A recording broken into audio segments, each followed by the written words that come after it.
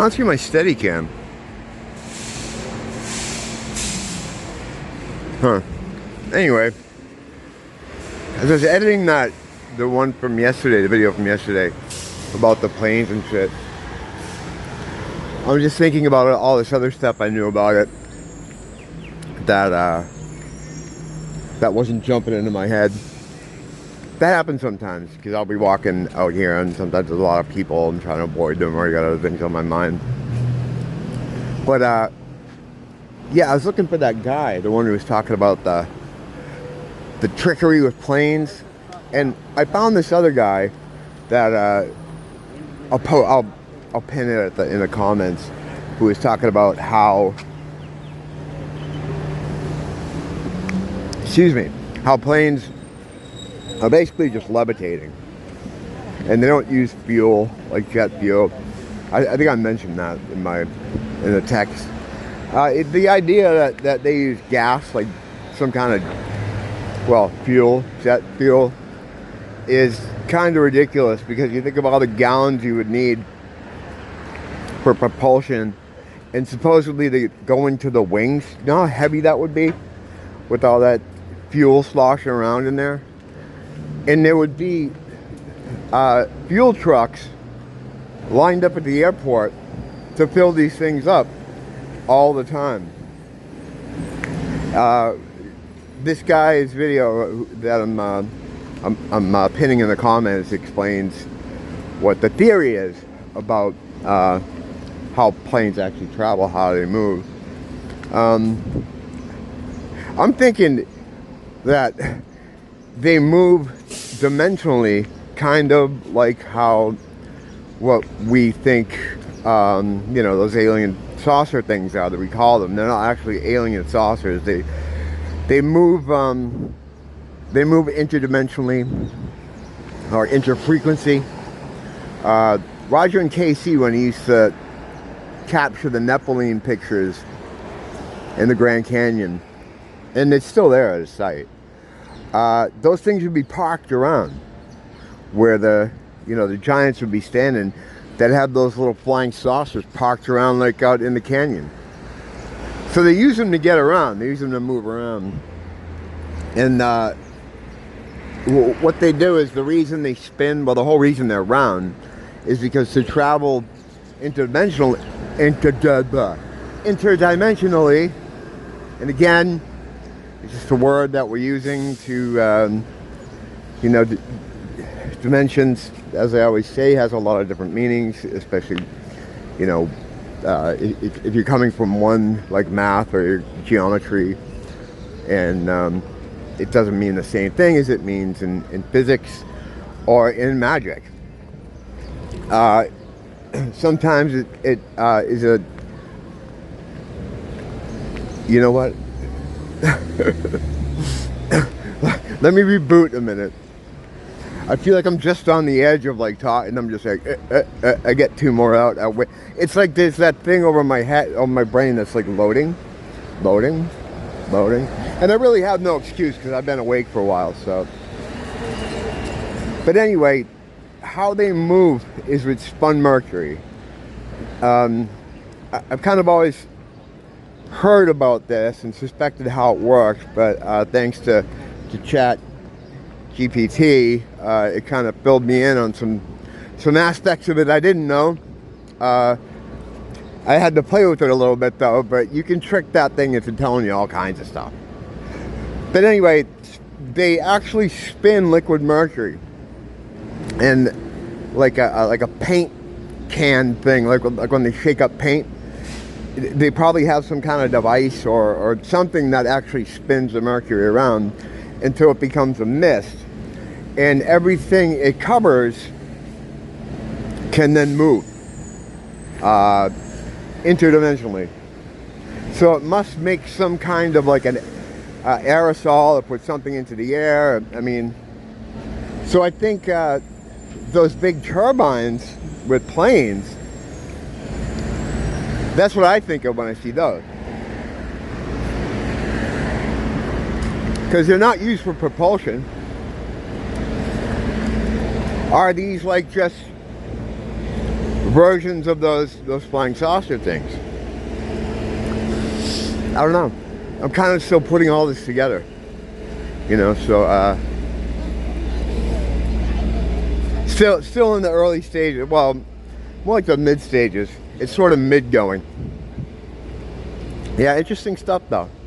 The thing is, while it's hard to figure out exactly what it is, oftentimes it's a lot easier to figure out what it isn't.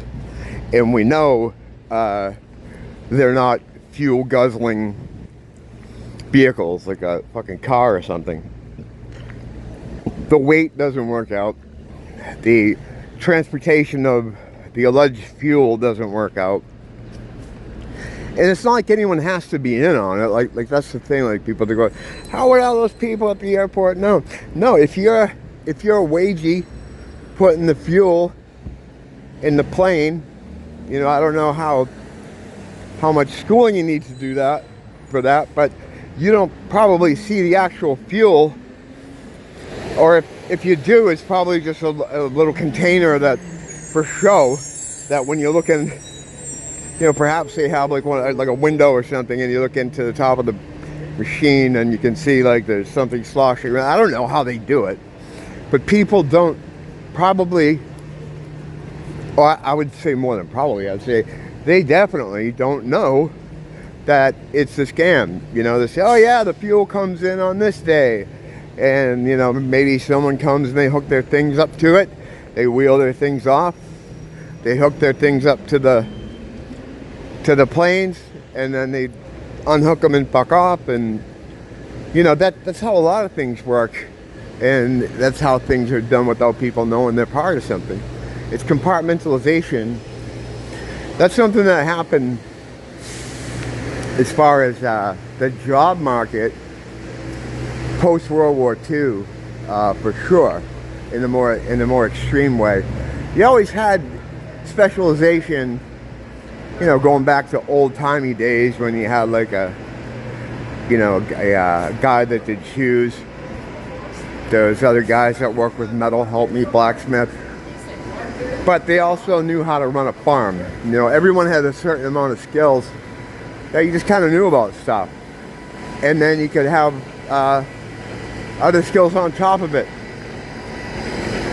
Now it's like people are so specialized in what they do. Like, you can go to school and go through college just to fucking do one thing. And then you're only doing one thing. And then the guy next to you, he's only certified to do that one thing, you know, as a professional. And then everyone is just right next to each other doing their one little thing, but they don't know what the overall is. Like, you could work in a factory making screws, and your job is to make screws. You know, you don't know that they're being put onto a tank or something, and then really helping to make a weapon of war or a vehicle of war. You know, that's just how everything is. It's compartmentalization. That's what they do to people. You know, that's how they keep you from knowing exactly what you're doing. So, yeah, it would be very possible for people to work at the airport, even quote unquote fuel the planes, and not have any idea exactly what the fuel is, where it comes from, or if it's in there at all. Just think about the weight, you know. And then they put it in the wings. That's where they say the fuel goes. Are you fucking kidding me? And then you have an engine, right? It's supposed to be like a regular combustion. I don't know what they would call it, combustion. Well, you need like a spark. You need some kind of, you know, yeah, it's combustion, right? Am I getting that confused with old-timey stuff? I could be. But at any rate, you know, there's a danger there to have anything that heats up that fast, or maybe sparking, to have all those gallons and gallons. It's ridiculous. It's not even like, to go through it is stupid. There is no fuel in the planes. Yeah, check that guy's video out. It's cool. It explains exactly how people think the whole plane thing works. It's hard to it's hard for people to see that stuff and take it seriously unless, you know, you're already kind of into that kind of thing, you know, like we are, you know, where we know there's some kind of trickery, there's some kind of deceit going on, and it extends to everything. I was watching a stream over at Elusive Truth's channel the other day. I forget what he was talking about, but what was it? Whatever. He had some people in his chat room, and there was this one person in particular that was just going on about, like, how not everything's a conspiracy. She's trying to debunk whatever he was saying. He's kind of arguing with her, but it's like, I kept telling him there, like, it's not worth your time arguing with these people. If someone's using the term conspiracy theory, don't bother talking to them. You know, that there is no point. Like, if there ever even was a time for it, the time for trying to wake people up is just way over.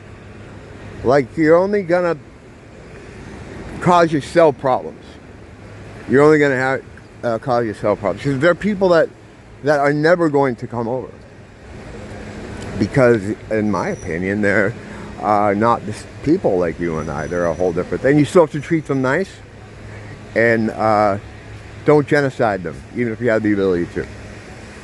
Okay, I just want to clear that up in case you know, I make YouTube nervous. But the yeah, so those people are never coming over, and they'll always fight you.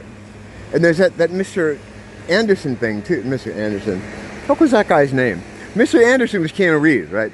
No, Mr. Anderson was a TNA champion in the mid-aughts. He used to be Mr. Kennedy.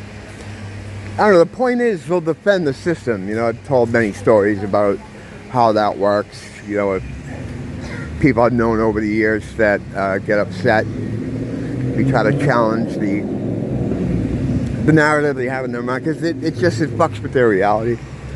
But it's beyond that too. Sometimes people just can't. They aren't regular kind of people like us. They're part of the system that's here. Long ago, when this place gave tests, or was a testing area or a training area or a school of some fashion, you as a divine being are broadcasting to a body like the one you have, like the one you see around you. And if you want them to learn something, you need someone there to teach them, you know, that looks like them, like that, you know, another being there. But they can't also be a divine being, because they have to know that they're there to teach you in some way. But they don't have to know it. They don't have to know it. But they are used in the process of teaching you. So there was always going to be many more of those kind of people, or those kind of whatever, around than real people. I don't know if I'm explaining. I've fucking gone through this like 100 times. I'm sorry for the people that have heard this a million times. This is probably most of you, because it's like the same guys all the time. And I'm lucky, you know, that I have you guys, you know. And yeah, so it's just, you can't bring those people over. Take the energy and converse with each other. Exchange information and ideas with each other, instead of trying to convince someone that uses the term conspiracy theory, a term invented by the CIA, to put people like us who say, well, that don't sound right. It puts us all together in a marginalized, crazy bin fucking puzzle factory. What are you gonna do? What are you gonna do? I'll be back later. It's Saturday night. I'll be out. Do a little demon spotting, see if we come up with anything. It's been almost a month since that last one, so Maybe, cross your fingers. Don't blame the teacher, blame the school.